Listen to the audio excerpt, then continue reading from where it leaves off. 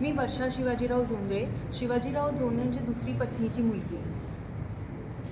माझी बाबांची एक खोटी मृत्यूपत्र बनवलेलं होतं। त्याचं माहिती मला ह्याच्यावरनं पडलं जेव्हा संगमनेर इथे त्यांनी काही जागा बदलून घेतल्या त्या विलच्या आधारित। त्याचे 7 बाळांवरती त्यांनी नाव बदलून घेतलं तेव्हा मला माहीत पडलं की एक खोटं मृत्यूपत्रही बनवलेलं आहे। म्हणून मी एक स्ट्रिंग ऑपरेशन केला ॲडव्होकेट TC कौशिकवरती, ज्यांनी ते विल नोटराइज केलेलं आहे।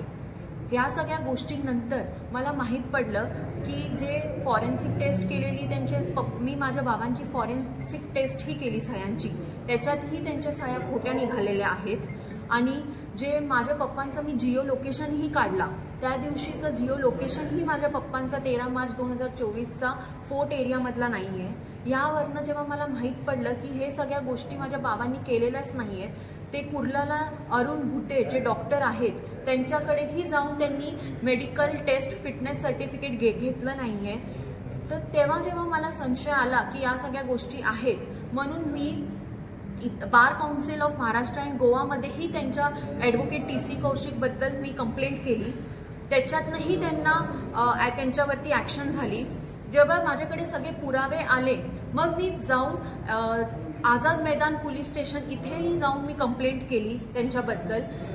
तर त्याच्यामध्ये जे ॲडव्होकेट नोटरी करणारे होते ॲडव्होकेट डॉक्टर TC कौशिक व सागर जोंधळे, देवेंद्र जोंधळे व वैशाली जोंधळे जे बेनिफिशरी आहेत, आणि जे 2 विटनेसेस आहेत किशोर जोंधळे आणि चैतन्य बडवर, आणि जे त्यांचे ॲडव्होकेट होते निलेश माटगावकर, या सगळ्यांवरती शेवटी 9 डिसेंबर 2000 रोजी त्यांच्यावरती FIR ही दाखल झालेलं आहे।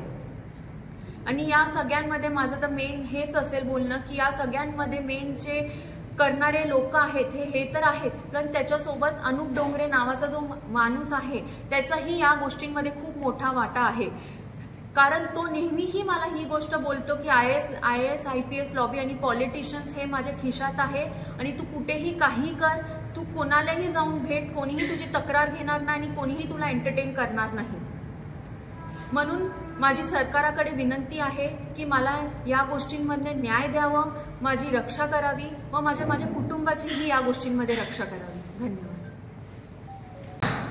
मी वर्षा शिवाजीराव जोंधळे, शिवाजीराव जोंधळेंची दुसरी पत्नीची मुलगी। माझ्या वडिलांची जी पहिली पत्नी होती वैशाली जोंधळे, त्यांची मुलं सागर जोंधळे व देवेंद्र जोंधळे, त्यांच्यासोबत मागच्या 20 ते 25 वर्षापासून त्यांचे बिलकुल पटत नव्हते। त्यांच्यामध्ये खूप वाद होते। 2000 जेव्हा माझा जन्म झाला 1992 मध्ये, तेव्हापासून माझे बाबा माझ्यासोबत राहत आहेत। माझे बाबा जेव्हा 2006 मध्ये त्यांचे जे SS जोंधळे कॉलेज पॉलिटेक्निक इथे आहे तिथे बसून ते कर्मचाऱ्यांची बदल्या करत होते, तेव्हा त्या तिघांनाही माझ्या बाबांचा खूप राग आला। माझ्या बाबांना त्यांनी बाहेर खेचत आणलं व सगळ्या कर्मचाऱ्यांसमोर त्यांना लाथाबुक्क्याने खूप मारलं। त्यावेळेसच माझ्या बाबांनी ठरवलं की अशा मुलांसोबत मला राहायचंच नाहीये जे स्वतःच्या बाबाला एवढं लाथाबुक्क्याने सगळ्यांसमोर मारताय। म्हणून त्यांनी त्यावेळेस ठरवलं की मी आता या फर्स्ट फॅमिली सोबत काही नातं ठेवणार नाही आणि मी त्या कॉलेजमध्ये पण कधी पाऊल ठेवणार नाही। म्हणून 2006 पासून माझ्या बाबांनी त्या कॅम्पसमध्ये कधीही पाऊल ठेवलं नाही।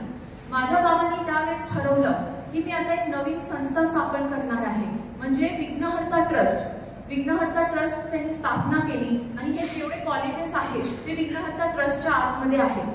विघ्नहर्ता ट्रस्ट मध्ये जेव्हा हे कॉलेजची डेव्हलपमेंट केली ती माझे बाबा आणि माझ्या आईने मिळून केली। माझी आई IIT रुडकीमधनं शिकलेली आहे। माझे बाबा जेव्हा हे सगळं कामं करत होते तेव्हा त्यांच्या मुलांनी त्यांच्यावरती खोटे फायरिंगची केस, खोटी बलात्काराची केस, खोटी बाललैंगिक केस, या सगळ्या केसेस केल्या आणि त्यांना खूप मानसिक त्रास दिला। त्याच्यातूनही माझ्या बाबांना निर्दोष मुक्त झालेली आहे, त्याचेही आपल्याकडे पुरावे आहेत।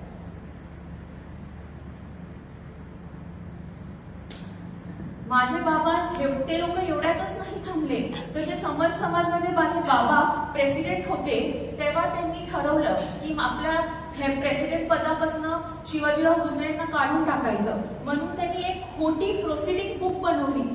ट्रस्टची खोटी प्रोसिडिंग बुक बनवून त्यांनी ती चॅरिटीला सबमिट केली. जेव्हा माझ्या बाबांना या गोष्टीचं माहीत पडलं त्यांना खूप राग आला या गोष्टीचा, की म्हणून त्यांनी लगेच हायकोर्टात धाव घेतली आणि हायकोर्टात धाव घेता हायकोर्टाने CID मार्फत त्याची चौकशी व्हावी म्हणून असा आदेश दिला. CIDने जेव्हा पूर्ण चौकशी केली त्याच्या अंती त्याच्यात निघून आलं की त्यांनी फ्रॉड केला आहे आणि त्यांच्यावरती चार्जशीट ही दाखल झाली. ही ती चार्जशीट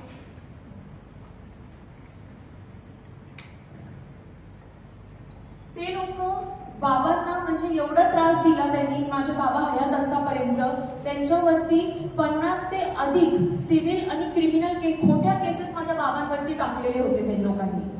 मग 2022 मध्ये त्याची एक शॉर्ट समरी आहे ज्याच्यात लिहिलेलं आहे की माझ्या बाबांवरती त्यांनी किती केसेस खोट्या केसेस सिव्हिल आणि क्रिमिनल केसेस टाकलेले आहेत.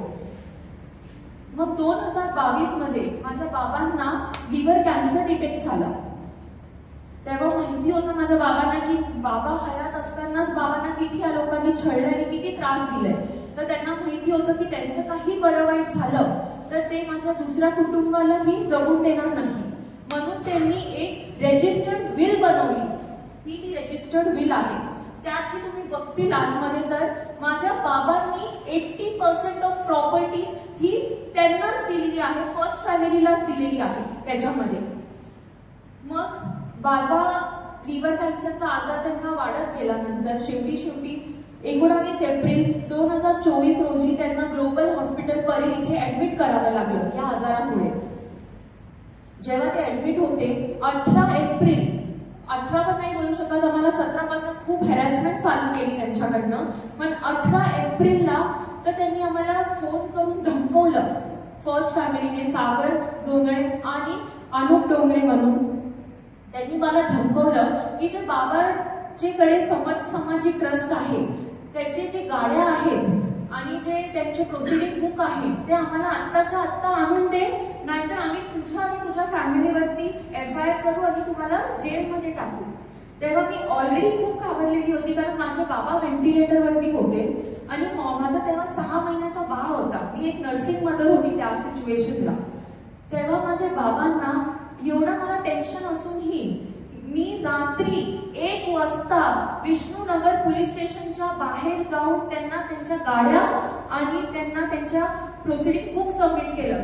तुम्ही जसे या फोटोमध्ये बघताय की विष्णुनगर पोलीस स्टेशनच्या आत सागर जोंधळे उभा आहे आणि मी सगळी बाहेर उभं राहून त्यांना त्यांच्या गाड्या आणि प्रोसिडिंग बुक देते. आणि मी त्यांना विनंतीही केली होती की जोपर्यंत माझे बाबा हयात आहे आणि ते बाबांच्या कस्टडीमधले डॉक्युमेंट्स आहे आणि गाड्या आहेत, जर माझ्या बाबांचा काही बरं वाईट झाला तर मी नक्कीच देईन तुम्हाला तुमच्या गोष्टी. पण त्यांनी ते ऐकलं नाही. आम्हाला खूप फोन करून धमकवल्या की तू आणून दे नाहीतर आम्ही तुझ्यावरती FIR करतो, आणून दे नाहीतर मी तुझ्यावरती FIR करतो. मी एवढी घाबरलेली होती की शेवटी मी 1 वाजता जाऊन दिलं. विष्णुनगर पोलीस स्टेशनचे लोकही ते बघत होते पण कोणीही ऑब्जेक्शन घेतला नाही की तुम्ही एक रात्री 1 वाजता एका मुलीला बोलवता आहे आणि तुमच्या पोलीस स्टेशनच्या बाहेर हे सगळं कामं चालू आहे, जबकी सागर जोंधळे हा पोलीस स्टेशनच्या आतच उभा होता. तर तेव्हा या सगळ्या गोष्टी मला बिलकुल पटले नाहीत. त्याची आमच्याकडे कॉल रेकॉर्डिंग आहे, तेही तुम्ही ऐकू शकता.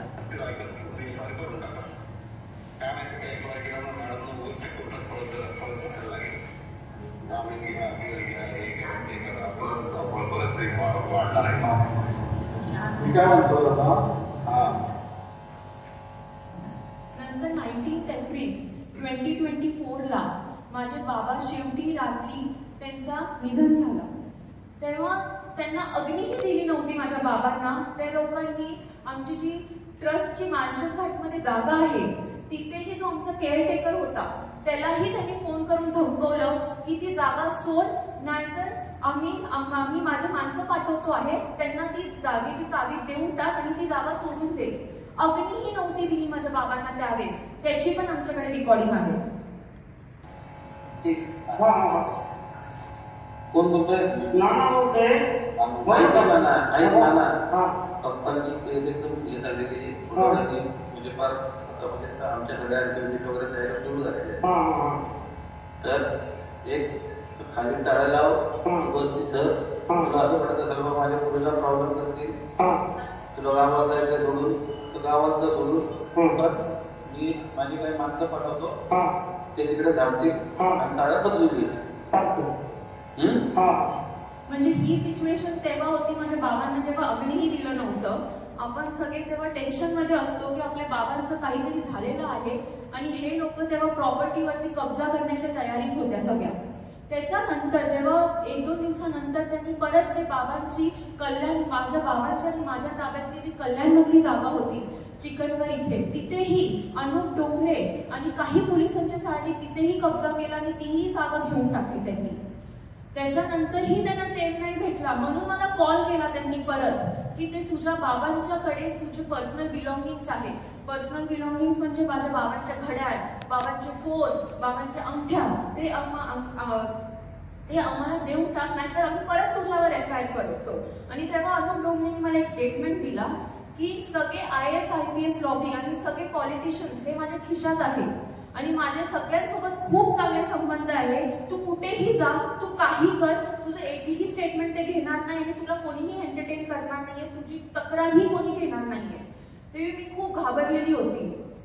मग मी जेव्हा माझ्या घरात हे विषय सांगितला, माझ्या घरातल्यांनी सांगितलं की नको, आपल्याला काही गोष्टी द्यायच्या नाहीयेत ह्याच्यावरती. आणि मी पण ठरवलं की मी आता कुठलीही गोष्ट देणार नाही, कारण मी पण त्यांची लिगल हायर आहे आणि मी पण त्यांची मुलगी आहे. मग त्यांनी अनुप डोंगरेंनी परत माझ्या भावाला संध्याकाळी फोन केलं आणि त्यालाही धमकवलं की आमचे पर्सनल बिलॉंगिंग्स दे, नाहीतर आम्ही तुमच्यावरती FIR करतो. ही त्याची रेकॉर्डिंग.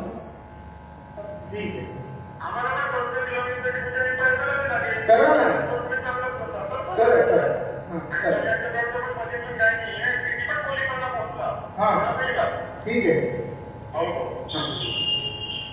मग हे झाल्यानंतर ते लोकांनी जे मानसून घाटात परत आमची जी जागा आहे, ट्रस्टची जागा, तिथे आमचे जे केअरटेकर राहत आहेत, तिकडे देवेंद्र झुंबळे व त्यांचे काही साथी शस्त्र घेऊन गेले आणि तिथेही त्यांनी मारहाण केली लोकांना, ती जागा फक्त घेण्यासाठी. तेव्हा तिकडे जे कर्मचारी होते त्यांनी त्याच्यावरती खूप ऑब्जेक्शन घेतलं आणि त्यांना ती जागा घेऊन दिली नाही. मारहाण खूप झाली त्यांच्यामध्ये. मग तेव्हा त्या कर्मचाऱ्या लोकांनी लगेच पोलिसांना कॉल केला. पोलीस तिकडे आले आणि पोलिसांनीही त्यांच्यावरती FIR लॉन्च केली. FIR मध्ये देवेंद्र झोंबळे आणि त्यांचे काही साथी होते. त्यांचे जे साथी होते ते 4 ते 5 दिवस पोलीस स्टेशनमध्ये जेलमध्ये पण राहिलेले आहेत. ही त्यांची FIR ची कॉपी आहे. जेव्हा या सगळ्या गोष्टींमध्ये त्यांना माहीत पडलं की आपल्याला कुठलीही गोष्ट फिजिकली एवढा इझिली घेता येत नाहीये, तेव्हा त्यांनी अनुप डोंगरे, वैशाली जोंधळे, सागर जोंधळे आणि देवेंद्र जोंधळे या सगळ्यांनी मिळून ठरवलं की आपण शिवाजीराव जोंधळे, जे माझे बाबा आहेत, त्यांची एक खोटी मृत्यूपत्र बनवायची, खोटी बिल बनवायची. म्हणून त्याकरता त्यांनी एक XYZ पर्सनच्या नावाचं स्टॅम्प पेपर घेतला, 500 रुपयाचा स्टॅम्प पेपर घेतला आणि त्याच्यावरती त्यांना जी बिल पाहिजे ती पूर्ण त्यांनी त्याच्यावरती प्रिंट केली आणि माझ्या बाबांच्या सगळ्या खोट्या सह्या मारल्या त्याच्यावरती आणि अंगठाही पुसट मारलेला आहे त्याच्यावरती. पूर्ण ह्याच्यामध्ये त्यांनी त्यांच्यावरती केलेल्या गोष्टी आहेत. अंगठाही पुसट आहे पूर्ण. मग हे जेव्हा मला माहित पडलं तेव्हा मी हे लोकांनी ही जी बिल आहे त्याचा वापर करून संगमनेरमध्ये जे जागा आहेत माझ्या बाबांच्या होत्या त्याच्यामध्येही त्यांनी 7 बारे बदलून घेतले या खोट्या बिलच्या आधारे. हे 7 बारे आहे, शासनाची फसवणूक केली यांनी ह्या गोष्टींमध्ये. हे सगळे 7 बारे आहेत जे त्यांनी बदललेले आहेत. तेव्हा ह्या सगळ्या गोष्टी जेव्हा मला माहीत पडल्या तेव्हा मी ठरवलं की आता मी दबणार नाही आणि मी या गोष्टीच्या मुलापर्यंत जाणार आहे. म्हणून मी एका माझ्या कर्मचारीला या गोष्टीसाठी अपॉइंट केलं. त्यांना सांगितलं की जे नोटरी करणारे माणसं आहेत, ॲडव्होकेट डॉक्टर TC कौशिक, जे कोर्टला बसतात, तुम्ही त्यांना भेटा आणि जरा माहिती काढा, त्यांच्यावरती आपण एक स्टिंग ऑपरेशन करू. म्हणून त्यांनी पण मला मदत केली. त्यांनी एक पेपर घेऊन गेले ॲफिडेव्हिट करण्यासाठी, राहुल पाटील नावाचा. आता तुम्ही बघा, तो राहुल पाटीलचं त्यांनी ॲफिडेव्हिट केला 1 ऑक्टोबर 2024 ला आणि त्याची डेथ झालेली आहे 2022 मध्येच. त्याचंही नोटरी आता करून कसं भेटू शकता तुम्ही बघा. हे त्याचं डेथ सर्टिफिकेट आहे आणि ही त्याची नोटरी केलेली आहे 1 ऑक्टोबर 2024 आणि ते पण त्यांनी केवळ आणि केवळ 2000 रुपयासाठी ती नोटरी करून दिली. तेव्हा मला नक्कीच संशय झाला की जर TC कौशिक हा 2000 रुपयासाठी करू शकतो तर नक्कीच त्यांनी माझ्या बाबांचीही खोटी बिल बनवली आहे. म्हणून मी माझे कर्मचारी अपॉइंट केलेले होते त्यांना मी सांगितलं की प्लीज तुम्ही जाऊन त्यांच्या जे 2 कर्मचारी आहेत त्यांच्यासोबत जे काम करतात त्यांना भेटा आणि त्यांच्याकडनं माहिती घ्या की माझ्या बाबांचं काय त्यांनी केलेलं आहे.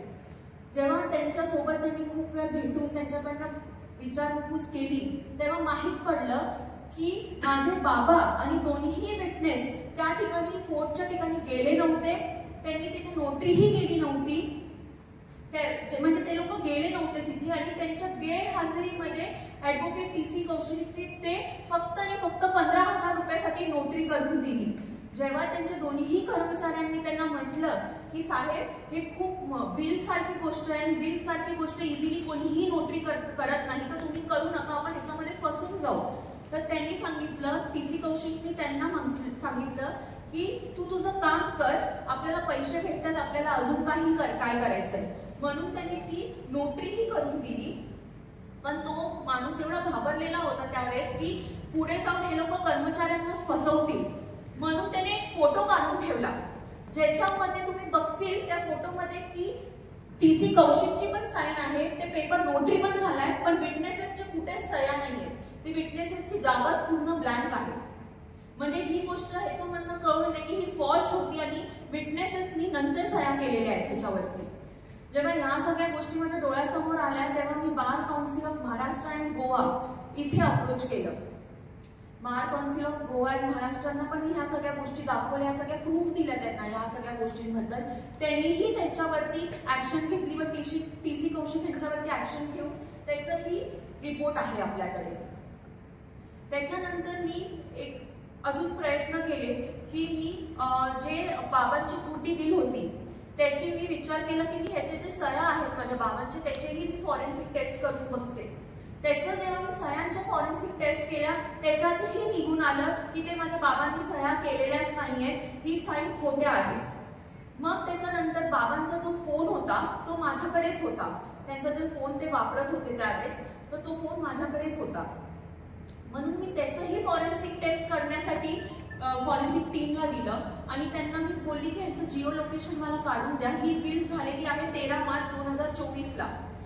तर मी सांगितलं की मला ह्याचंही करून द्या. म्हणून जेव्हा त्यांनी ते फॉरेन्सिक ह्याचं टेस्ट झालं ह्याचेही रिपोर्ट्स आहेत सगळे त्याच्यामध्ये निघून आलं की 13 मार्चला माझ्या बाबांची सिक्वेन्स होती याप्रमाणे. बाबा 11-11:30च्या दरम्यान डोंबिवलीवरून निघाले आणि 12:48ला ते मुलुंडला आले. मुलुंडला जिथे मी राहते तिथेही त्यांचे जे गेटवरती आमच्या मस्टर्ड असतो तिथेही त्यांच्या गाडीची एंट्री आहे की ते मला भेटायला आलेले आहेत त्यावेळेस. मग ते मला भेटले आणि तेव्हा त्यांनी मला म्हटलं 10-15 मिनिटं मला भेटले आणि त्यांनी मला म्हटलं की मी माझी जी मुलगी आहे श्वेतांबरी जोगळे त्यांची फर्स्ट फॅमिलीचीच मुलगी त्यांना भेटून मी त्यांच्याकडनं जेवून येतो म्हणून असं बोलून ते माझ्याकडनं 1च्या सुमारास निघाले आणि वडाळ्याला गेले तिच्याकडे जेवायला. वडाळ्याला ती पोहोचली असते अराउंड 2च्या सुमारास. तिकडनं ते 3-3:15 निघाल परत निघाले तिकडनं जेवून आणि ते परत 3:30 पावणे 4 आणि 4च्या दरम्यान ते परत मुलुंडला माझ्या लोकेशनवर आले. ह्याच्यामध्ये तुम्ही दिसतायत की ते माझ्या मुलासोबत खेळत आहे. म्हणून मी ऍक्च्युअली ती फोटो काढली होती कारण ते माझ्या मुलासोबत खेळत आहेत. टाइम पण तुम्ही बघू शकता त्याच्यामध्ये 4:04 13 मार्च 2024. तसंच ते निघताना माझे बाबा अराउंड 5च्या सुमारास निघाले. ते पण ऍक्च्युअली माझ्या बाळासोबत त्यांनी बाळा खेळत होता त्यांच्यासोबत हसत होता म्हणून मी ती पण फोटो काढली. ती पण 13 मार्च 4:51 ते माझ्या घरातनं निघाले आणि तिकडनं निघून ते लगेच डोंबिवलीला गेले आणि डोंबिवलीला त्यांची ट्रस्टची गाडी आली होती त्याची ती पूजा करताय. ती पण 6:19 13 मार्च 2024. जे ह्या सगळ्यांनी स्टेटमेंटमध्ये सांगितलं आहे सगळ्या गोष्टी आहेत की ते 3:30 ते 4च्या दरम्यान ह्या लोकांनी ही गोष्टीची नोटरी केली आणि 2 ते 2:30च्या दरम्यान जे फिटनेस सर्टिफिकेट लागतो बिलला ते डॉक्टर अरुण भुते जे कुर्ल्याला असतात त्यांच्याकडनं काढलेली आहे त्यांनी ती. तर मला ह्याच्यामध्ये कळत नाही जर ते 3:30 ते 4 वाजता माझ्याकडे येतात हे कसं पॉसिबल आहे की ते 4 वाजता फोर्टला असून ती बिल नोटरी करतील आणि वडाळ्याला जेव्हा ते त्यावेळेस जेवतायत तर ते 2-2:30च्या सुमारास कधी ते कुर्लाला जातील आणि कधी जेवतील. तेच त्यांच्या जिओ लोकेशन मध्ये पण ह्या सगळ्या लोकेशन आले आहेत. त्याच्यानंतर ह्या सगळ्या गोष्टी जेव्हा माझ्याकडे सगळ्या पुरावे इकट्ठा झाले, मी आझाद मैदान पोलीस स्टेशनला धाव घेतली आणि आझाद मैदान पोलीस स्टेशनला त्यांची कंप्लेंट केली. तर तक्रार केली मी 31 ऑक्टोबर 2024ला. मग सगळ्यांचे स्टेटमेंट झाले, सगळ्या प्रोसिजर केल्या, सगळ्या गोष्टी झाल्या. त्याच्यानंतर जेव्हा त्यांना माहीत पडलं की आता त्यांच्यावरती FIR होणार आहे, सागर जोंधळे, देवेंद्र जोंधळे, वैशाली जोंधळे आणि अनुप डोंगरे या लोकांना जेव्हा कळलं की यांच्यावरती FIR होते, तेव्हा त्यांनी माननीय हायकोर्टात अप्रोच केलं की ही जी केस आहे ती विष्णुनगर पोलीस स्टेशन जिथे डोंबिवली इथे ट्रान्सफर करण्यात यावी. आता माझा पहिला प्रश्न हा असतो मग की त्यांनी विष्णुनगर पोलीस स्टेशनलाच का मागणी केली? कारण विष्णुनगर पोलीस स्टेशन हे डोंबिवलीमध्ये आहे आणि डोंबिवलीमध्ये ते कुठल्याही थरला जाऊन कुठल्याही गोष्टी मॅनेज करू शकतात आणि कसंही मॅनेज करू शकतात. म्हणून त्यांचं हे होतं की आम्हाला तिकडेच पाहिजे ती केस, म्हणून त्यासाठी त्यांनी माननीय हायकोर्टात अप्रोच केलं. माननीय हायकोर्टाने पण ते फेटाळून काढलं आणि माननीय हायकोर्टाने त्यांना म्हटलं की आरोपींना काय हक्क आहे बोलायचं की तुम्ही हे केस इथे ट्रान्सफर करा. म्हणून ती झाली नाही आणि माननीय हायकोर्टाने पण पोलिसांना आदेश दिला की तुम्ही तुमची चौकशी चालू ठेवा. त्याच दिवशी रात्री 9 डिसेंबर 2024ला त्यांच्यावरती त्या सगळ्यांवरती FIR ही दाखल झालं. त्याच्यामध्ये सगळे जे आहेत ते सागर जोंधळे, देवेंद्र जोंधळे, वैशाली जोंधळे आणि जे विटनेसेस आहेत किशोर जोंधळे आणि चैतन्य बडवर आणि जे डॉक्टर होते ज्यांनी त्यांना मेडिकल सर्टिफिकेट दिला, डॉक्टर अरुण भुते आणि जे त्यांचे करणारे आहेत नोटरी करणारे ऍडव्होकेट डॉक्टर TC कौशिक आणि जे त्यांचे ऍडव्होकेट होते निलेश बडवर, या सगळ्यांवरती माणगावकर निलेश माणगावकर ह्या सगळ्यांवरती FIR त्या दिवशी दाखल झाली. आता आणि हे सगळे जे आहेत ते पूर्ण कलम त्यांच्यावरती लागलेले आहेत. आता मी एवढ्या वेळपासून एक अनुप डोंगरे म्हणून नाव घेत होती. अनुप डोंगरे म्हणजे माझा बाबांचा तो PA होता. 10 ते 15 वर्षापासून तो माझ्या बाबांकडे होता. जेव्हा माझे बाबा हयात होते तेव्हा माझ्या बाबांनी ऍक्च्युली खूप चांगले सोशली पण आणि एज्युकेशनल वाईज पण माझ्या बाबांनी खूप मोठे मोठे कार्य केलेले आहेत. त्याच्यामुळे माझ्या बाबांचं IAS IPS लॉबी झाले, पॉलिटिशियन झाले, त्यांच्यासोबत खूप चांगले संबंध होते आणि या गोष्टींमुळे तो PA असल्यामुळे माझ्या बाबांचा त्याचेही त्यांनी संबंध या सगळ्या लॉबींसोबत खूप चांगले करून घेतले. आणि माझ्या बाबा जेव्हा व्हेंटिलेटरवर गेले तो त्या क्षणी फर्स्ट फॅमिलीला जाऊन भेटला आणि त्यांनी आमची सगळ्या IAS IPS लॉबींकडे आमची खूप बदनामी केली. पॉलिटिशियन्स असू दे, सगळ्यांना जेवढे पण हायर अथॉरिटीज आहे आमची खूप बदनामी केली. आमच्याबद्दल त्यांना खूप मिसगाईड केलं. आणि अनुप डोंगरे जेव्हा माझे बाबा होते जिवंत तेव्हा तो वकिलांकडे जाऊन नेहमी एक गोष्ट बोलायचा, जी गोष्ट आम्हाला आता माहित पडली, आमचे वकील आम्हाला सांगतात की अनुप डोंगरे त्यांच्याकडे येऊन नेहमी म्हणायचा की ह्या जे 2 फॅमिली आहेत त्यांच्यामध्ये भांडण नेहमीच चालू राहायला पाहिजे. जर ह्यांचे भांडण थांबले तर आपले खिसे कसे भरणार. म्हणून त्यांनी खूप प्रयत्न केला की ह्यांचे कधी भांडणं थांबावे नाही आणि त्यांनी स्वतःचे खिसे भरून घेतले. तुम्ही इमॅजिन करू शकता जेव्हा माझ्याकडे कामाला होता तो बाबांकडे, तेव्हा त्याची सॅलरी 15 ते 20 हजार रुपये असेल. तो वर्षातले 4 फॉरेन ट्रिप करायचा त्यावेळेस आणि त्यांनी डोंबिवलीत ही 2-3 घरं घेतलेले आहेत. त्याला जुन्नरमध्येही त्याने एक मोठा बंगला बांधून घेतला आहे. या सगळ्या गोष्टी एवढ्याशा सॅलरीमध्ये पॉसिबल नाहीये. म्हणजे ह्याच्यातच कळून येतं की त्याने काय केलं आणि काय नाही केलंय. आता पण तो तीच गोष्ट करतोय, त्यांच्याकडे जाऊन त्यांनाही मिसगाईड करतो. उलटा ह्या गोष्टी मी तर बोले वैशाली जोंधळे, सागर जोंधळे आणि देवेंद्र जोंधळे यांना कळावी की तो त्यांचा पण वापर करतोय, त्यांना मिसगाईड करतो आणि फक्त स्वतःचे खिसे भरून घेतोय. तो त्याचा उद्देशच तो आहे, त्याच्यासाठीच तो आतापर्यंत हे करतोय. माझ्या बाबांच्या तो 2 मुली आहेत, वैष्णवी गायकवाड आणि श्वेतांबरी जोंधळे. माझ्या बाबांचा ना पहिल्यापासून मुलींमध्ये खूप जीव होता, म्हणून या बिलमध्ये पण ते बेनिफिशरी आहे. पण माझ्या बाबांच्या म्हणण्याप्रमाणे आणि माझ्या बाबांनी कधीही मुलींना कधी या गोष्टींमध्ये पुढे येऊन दिलं नाही.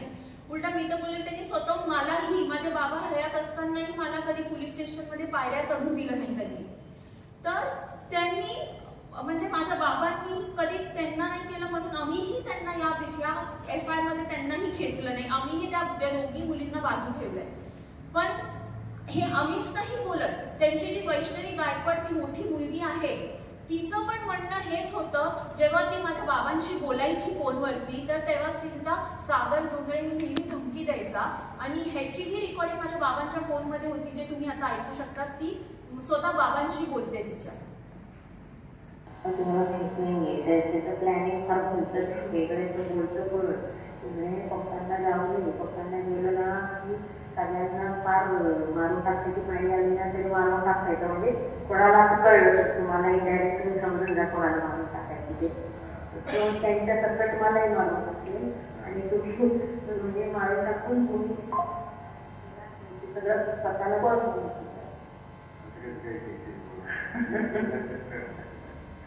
तुला वाटते पप्पा गेले तुला काही तू पैसे कमवू ना करा माहिती काही कमवलं. त्यांचं कसं आहे प्लॅनिंग की जोपर्यंत मी आहात ना तोपर्यंत हे केसेस असतात चालू ठेवायच्या.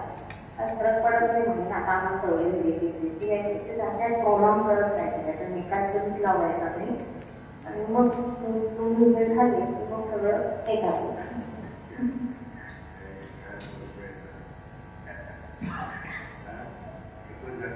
म्हणजे त्यांनाही माहिती होतं की हे लोक काही सोडणारे नाहीयेत कुठल्याही गोष्टीमध्ये.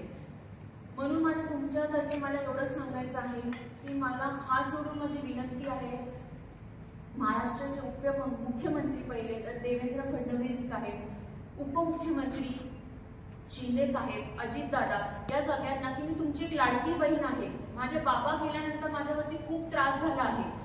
म्हणून मला तुम्ही या सगळ्या गोष्टींपासून रक्षा करा माझी आणि मला या गोष्टींमधून न्याय द्या. माझी DIG मॅडम रश्मी शुक्ला यांच्याकडेही विनंती आहे की म्हणजे हे लोक या थरापर्यंत पण जाऊ शकतात जर त्यांनी माझ्या बाबांवरतीच एवढ्या खोट्या केसेस केले. आणि अनुप डोंगरे नेहमीच हा एक स्टेटमेंट बोलत राहतो की IAS IPS लॉबी आणि पॉलिटिशियन्स माझ्या खिशात आहेत, तू कुठेही जा कुठेही तक्रार कर, तुझं काही होणार नाहीये. तर हे लोक आधी ते बोलतायत की मारून टाकतील, असे धमक्या देत आहेत, तर ते मला आणि माझ्या कुटुंबाला मारायला किंवा काही गोष्टी काही करायला मागे पडणार नाही. म्हणून मला सगळ्यांकडे हीच विनंती आहे की माझी रक्षा करा आणि आम्हाला माझ्या व माझ्या कुटुंबाची रक्षा करा आणि आम्हाला न्याय द्या. सर मी 19 एप्रिल 2024 रोजी जेव्हा माझे बाबा एक्सपायर झालेले तेव्हापासून आमच्यावर जेवढे फोन केला आम्हाला किंवा आमच्यावरती जेवढे त्यांनी धमकवलं की तुमच्यावरती FIR करतो, तुमच्यावरती हे करतो, आम्ही सगळ्याच गोष्टींची पोलीस स्टेशनला एक स्टेटमेंट दिलेलं आहे. आम्ही एक पोलीस स्टेशनला जाऊन त्यांना ऍप्लिकेशन देऊन आलेलो आहे. सगळ्या गोष्टी ते सगळं तुम्हाला मी पोहोचवते. सगळे आम्ही मुख्यमंत्रीपासून सगळ्यांना मी सगळे एक जेव्हा मला काही धमकी आली किंवा मला काही FIRचं बोलले तेव्हा मी एक ऍप्लिकेशन विष्णुनगर पोलीस स्टेशनमध्ये CP ऑफिसरना, DIG मॅडमना, मुख्यमंत्रींना सगळ्यांना मी ऍप्लिकेशन केलेले आहेत. सगळ्या वेळेस केलेल्या आणि माझ्याकडे सगळ्या प्रूफ आहेत. मी सगळ्या तुम्हाला देईन. हो मॅडम 9 डिसेंबरला आपण जो गुन्हा दाखल केला त्यात जे आरोपी आपण सांगितले त्या व्यतिरिक्त कोणी आरोपी आहेत का? नाही सर, सगळे लोकच आहेत. त्यांच्या 2 मुली पण आहेत, त्याच्यामध्ये तेही बेनिफिशरी आहेत. पण मला त्या मुलींना ह्या गोष्टींमध्ये खेचायचं नाही कारण माझ्या बाबांची पहिल्यापासून हेच होतं की ते मुलींवरती त्यांचा खूप जीव होता. तर मला माझ्या बाबांच्या विरुद्धात जाऊन कुठलीही गोष्ट करायची नाही. तर मी त्या दोघी मुलींना नाही घेतलं या गोष्टींमध्ये. मागच्या एका प्रकरणामध्ये प्रीतम देशमुख यांचं सुद्धा नाव आलं होतं, माहिती तर याबद्दल आपण काय सांगता? सर तुम्ही जसं बघू शकता हे लोकांनी माझ्या बाबांवरतीही केवढ्या खोट्या केसेस केलेल्या आहेत. तर ते आम्ही तर त्यांच्यासाठी काहीच नाहीये, आम्ही त्यांच्यासाठी इझी टार्गेट आहोत. त्यांनी आम्हाला जेव्हा माझे बाबा वारले तेव्हा त्यांचं असं होतं की ही फॅमिली टिकणारीच नाहीये, हे लोक काहीच त्यांचं स्टँडच राहणार नाहीये, म्हणून त्यांनी आम्हाला खूप त्रास द्यायला घेतला त्या सिच्युएशन पासूनच.